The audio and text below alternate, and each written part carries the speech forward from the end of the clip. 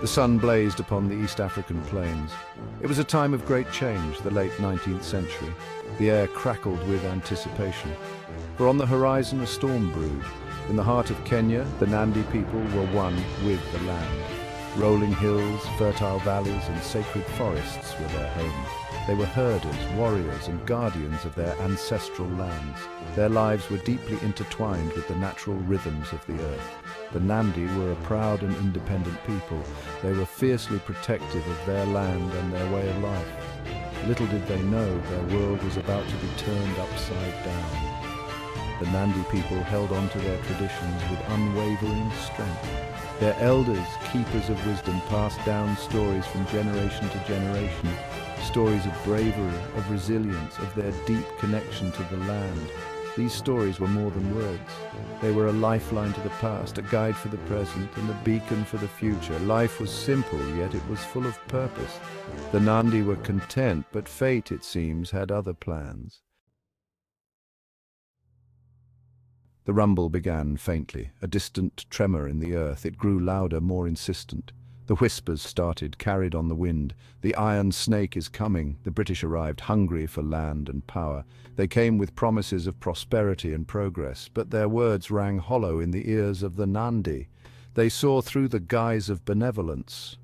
What the British truly desired was control. The lifeblood of their ambitions was a steel serpent, the Uganda Railway.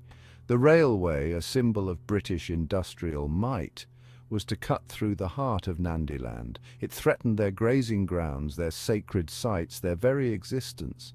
The Nandi knew they had to act. They had to protect their land, their heritage, their way of life. They would not be swayed by empty promises or cowed by displays of force. Resistance became their only option.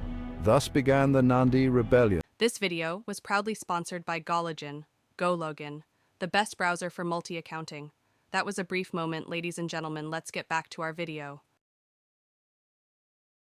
A testament to the courage of a people unwilling to bow to an invading force. From the heart of the brewing storm rose a leader, Koitalel Arap Samoe, a name that would become synonymous with Nandi resistance. A visionary leader, a skilled warrior, and a master strategist, Koitalel rallied his people. He understood the threat the British posed. He knew that this was not just about land, it was about their freedom, their identity, their very souls. Koitalel ignited a fire in the hearts of his warriors. Under my leadership, we shall transform into a formidable force. We are masters of our terrain, and we will use the rugged landscape to our advantage. Our knowledge of the land is our weapon, our agility, our shield. We are prepared to fight, to defend our land to the last breath. Under Koitalel's leadership, the Nandi transformed into a formidable force. They were masters of their terrain, utilizing the rugged landscape to their advantage. Their knowledge of the land became their weapon, their agility, their shield. The Nandi were prepared to fight, to defend their land to the last breath. Their resistance was not just about physical strength, it was about courage, about cunning, about the unyielding spirit of a people determined to be free.